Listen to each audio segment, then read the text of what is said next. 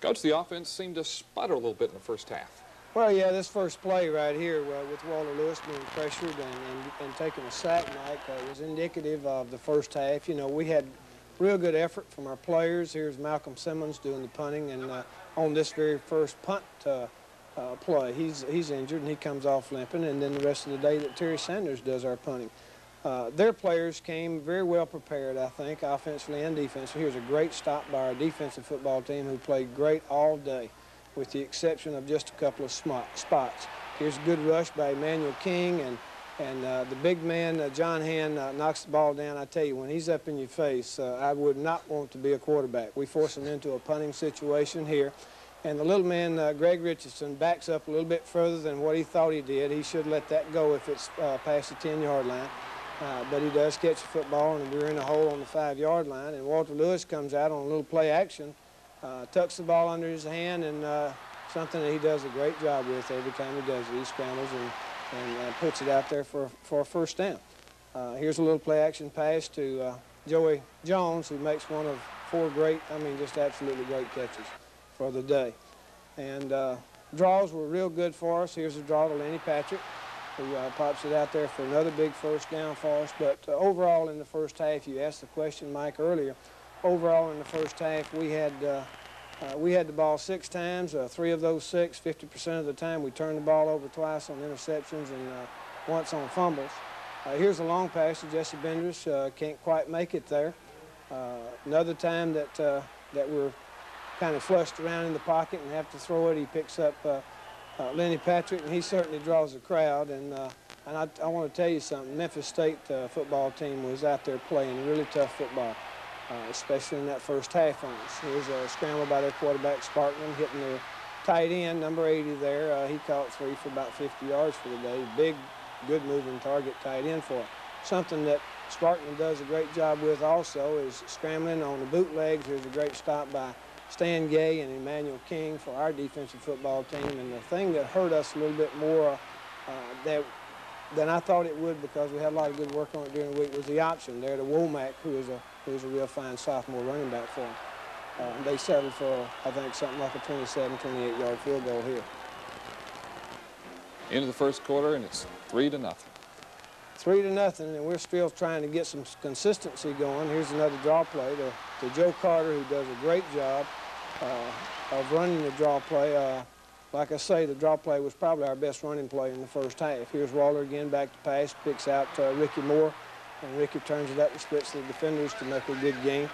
But the inconsistencies of the little penalties and the interceptions and fumbles and so forth that stopped us in the first half, again, here's Joe Carter on the draw play, is the thing that made us sputter from an offensive standpoint in the first half, to the point that we couldn't get anything going on a consistent basis. Here's one to Jesse Bendris out in the flat there. Here's a pass, one of the passes here. Fairs, one of their linebackers, had a great day. He was all over the field making tackles, and here he is making an interception on a ball that was meant for Jesse Bendris, and Walter just couldn't quite see him out of the corner of his eye on the left side there. Here's some good plays here by Billy Pierce. Just played a real good game, I think. He's getting better every week we're lining up. And here's another good play by Billy right there, and good coverage on their wide receiver. They attempt a 51-yard field goal here, and it's short, and the ball goes over for us. They had the ball in good field position several times, but that defense held on and kept them out of there. Yeah, well, the defense played exceptionally well. We put them in a bad position a couple of times during the game on a fumble. Here in this first half, we put them on the 6-yard line. We give the ball to Memphis State on the 6-yard line going in. Here's Walter hit as he's trying to throw the football, getting pressure on the pass rush, which they did a real good job on us, and turns the ball over again on the interception. But the 2 interceptions that we had did not yield any points. The one that did yield a touchdown was the fumble. Here's their quarterback going back and hitting a tight end again. Here's Scott McRae, and Steve Booker just played an outstanding game. And out there to make that stop, force them again into a punting situation. Their team does a super job of downing the ball on the 1-yard line. 1-yard line. We come out, and first we toss the ball to Ricky Moore, and he does a real good job of cutting it up inside and getting it back out to the 6, a 5-yard gain. And then we have a miscue on a handoff with Joe Carter, they jump on the ball on the 6-yard line, and this is the time that we actually give up a score. We stop them 2 good times here on defense on running plays. They're all over the football and do a great job, but on that 3rd down play, they put a little play action up in there and toss it to their tight end on the backside for the touchdown. And it's 10-0, Memphis State out on top. And it's shades of Nashville all of a sudden. You know, it's beginning to wonder if we're going to make a habit of this every week.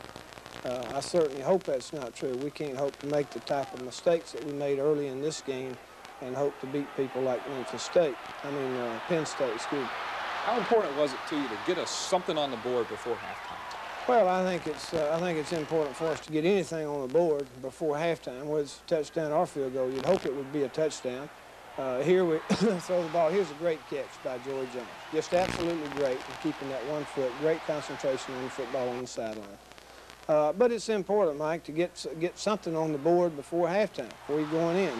Here's another good catch by Joey, but I really don't understand right now why they didn't let that catch count, but they brought it back. Here's another draw play. Lenny Patrick does an outstanding job of running the draw. 42 yards out, the first of 3 on the day. Van Tiffen. Van Tiffen is going to be a household name very, very quick because he's the best young kicker that I've ever seen. And now here to tell us more about homecoming is Sidney Kohara.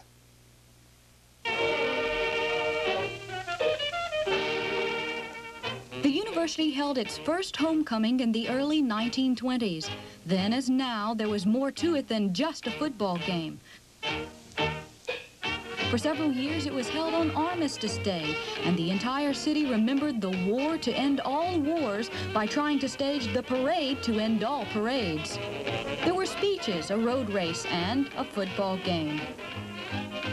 If anyone's an authority on Alabama homecomings, it must be this man, Jeff Coleman. After all, he's been a part of every one of them since 1924. But I think even back to the days when they had special trains to come in from Birmingham and before the days of automobiles, the alumni enjoy coming to homecoming just as much, did enjoy just as much then as they do now. It's just a different atmosphere, social change in different ways. But it's still a big day in the university life of the University of Alabama. Once I built a tower, now it's done. Brother, can you spare a dime? In the 1930s, much of the country was singing "Brother, Can You Spare a Dime?" But the university was enjoying unprecedented success on and off the football field. Life is just a bowl of cherries. Don't take it. President Denny told the students he was proud of the improvements to the physical plan. And in a Corolla ad, the management of Pugs, a popular campus diner, told the students it was proud of improvements at its physical plan, too. In the 40s, students were suddenly battling more than the books. In a few years, the university went from pillow fights to dog fights. Everyone had to sacrifice. Even homecoming was interrupted by the war. It seemed like everything was rationed except fun. Well, it's 1 for the money, 2 for the show. Then came the decade when Elvis told us we weren't nothing but hound dogs. The football team started wearing face masks, and having us steady was picture perfect.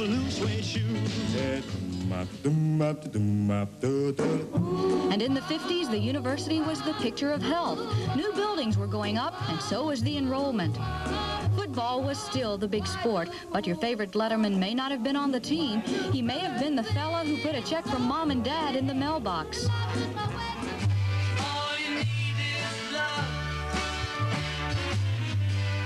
You remember the 60s, don't you? The decade where a lot of students thought changing the world would not be much more difficult than changing their major.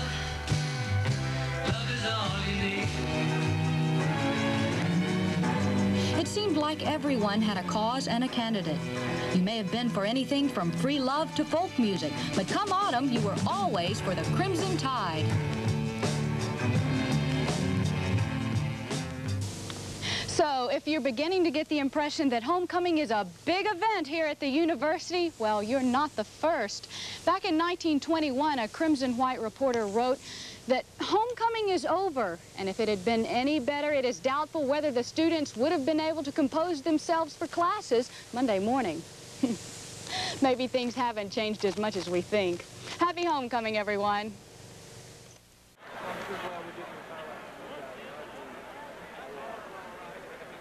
Defense came out in the second half like it wanted to make something happen. Well, we came out as a football team, Mike, wanting to make things happen. And Todd Roper forces a fumble here. Mike Rodriguez jumps on it, and they give us great field position. Now, do we have what it takes to do something with it and make something happen and get on the board with it and take advantage of it?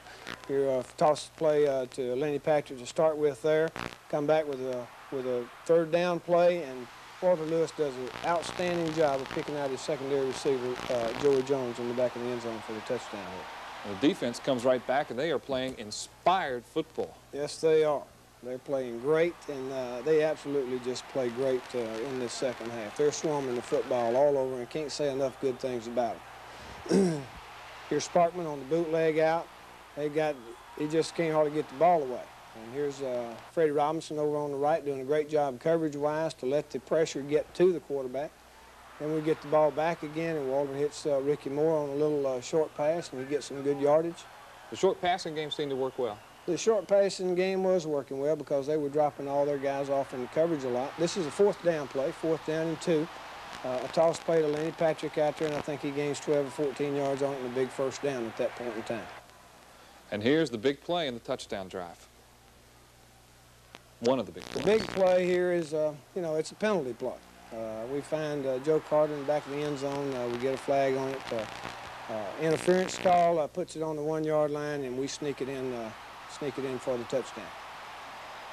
Ran the quarterback sneak a couple of times yesterday. Haven't seen that much. Well, we haven't really been in a situation to run the quarterback sneak that much. Basically, if it's less than a yard, we'll probably go to a quarterback sneak a little bit more, and we haven't had that many plays that have been less than a yard. Here's a little misdirection play by their team. Pops it up there on the defense real good. He loses the ball, but it pops up into one of their players' hands for a big gain. Then they just run a lead back play. The fullback makes a great block up in there, and they make about 12, 13 yards on it. Another big first down for them. They hurt us with that play, particularly in the first half, that play in the option more than anything else. Here's the quarterback running the option and keeping it. We force him to keep it, but he makes a pretty good gain on it. Now we get some good pressure. He's getting hit right when he turns the ball loose, and I thought Paul Tripoli was going to make a good interception here. He does go up and make a great play to break it up. Don Glosson with a 48-yard field goal, and they're a little closer. We get a good team effort here on a kickoff return. We probably should have kept this in the end zone, but we get a good job of blocking up front, and Joe Carter does a real good job of bringing it out to the 25-yard line. Here's Walter Lewis going back again to throw the football. Does a great job of running around and crawling out of arm tackles to try to hopefully get back to the 20-yard line. They forced us into a punting situation. Terry Sanders is punting for us most of the football game because Malcolm Simmons got hurt on the first punt. We were a little bit lucky here, and the ball just takes the only bounce that it could and roll the only way that it could to roll inside the 15-yard line for what turned out to be a great punt. They put a new quarterback in, Paige Belangi, and the Alabama defense does not treat him too kindly. Yeah, he's comes out the first half, and we get it knocked down at the line of scrimmage. You know, we've got some tall people, and John Hand especially, and he's awfully hard to throw the ball over. He loses the football, and Emmanuel King is right there to make the play. There's an awful lot of red jerseys around to make that play, you know, to be in on it. And they're getting a little excited, getting a little emotion now going in the second half. And I think when one part of the team does that, the other part of the team picks up. Here's Lenny Patrick. He's piling it over the pile for the touchdown to put it in the end zone. You know, it's real good that when the defense does a great job of playing and turning the ball over in a great field position, that your offense can take advantage of it and put the ball in the end zone. That's a big factor. Alabama leads it 24-13. Here's their quarterback, Sparkman, again rolling out. It's a great play by Wayne Davis and Vincent Elder and Todd Roper and all those guys over there, just really playing with a lot of enthusiasm right now. Another great catch by Joey Jones off a little play-action fake. And that would set up a field goal of 34 yards by Van Tiffin. Field goal of 34 yards by Van Tiffin. I tell you, he's going to really make a name for himself. Right? Now 27-13, Alabama. Here's their quarterback back to pass. A great shoestring tackle here by Emmanuel King. He's going to pick up a big first down in minus territory if he don't make that play, but that is a great effort on his part.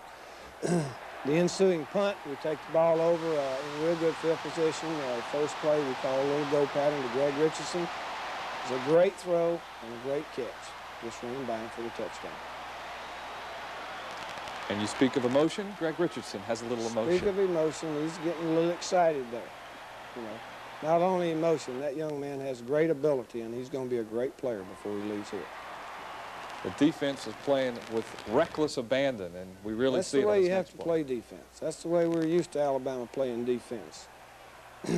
Here's a hitting. You know, we're having a little bit of fun now. You know, that first half, I don't know how many of us were having too much fun, but we're having a lot of fun now. Here's a great play by Walter Lewis. Finding his tight end, he was rushed by an outside linebacker that we're not blocking on the play. He has to pick him up himself, and he does a great job of getting to the tight end there. Here's a play action pass. Does a great job here of picking up his secondary receiver, and Greg Richardson. Greg slips down, he might be able to make a few more yards out of this play. There's Joe Smith up in front of him trying to make a block for him, helping him out. A couple of fresh backs in. One of them's going to carry the mail here. All right, here's Mickey Ginier taking a pitch out, doing a real good job running the football up there, gaining 8-10 yards. And here comes the touchdown pass. Touchdown pass, we were expecting a blitz in this situation. They have a tendency of blitzing, but Joe Smith gets inside of his defensive back and makes a good play for the touchdown. I tell you, Walter Lewis did a great job all day. Did a great job all day. He could have done 2 or 3 things a little bit better, but I tell you what, overall, he did a great job.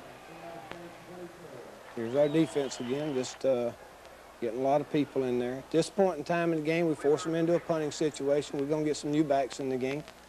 I think this is the point in time we're doing that. One of the freshmen, Kerry Good, in the ball Kerry game. Good really hadn't had the ball, hadn't had playing time since that first game, Georgia Tech, but he's got great ability, and I think he's going to be a great player. I don't have any question about it. We toss it to him here to the right side. We're just running the football. We're going to just trying to get the clock run down here. Time's running out. We can just make a couple first downs. We do have a chance to give Van Tiffen an opportunity to see if he can make a 51-yard field goal. That's an experience that he needs to go through, I felt like, at this time. It wasn't that we needed the points. We certainly didn't need the points, but just to give him an experience to make a 51-yard field goal. You don't know. We might need a 51-yard field goal to beat Penn State next week. Here's the last play of the football game. 4th victory for Alabama is in the record books. The final score, Alabama 44, Memphis State 13. There's a spirit only found inside a winner, in those who never lose the will to try, a strength we all can share if we only realize we gotta have the heart to climb the mountain if you want to see the other side.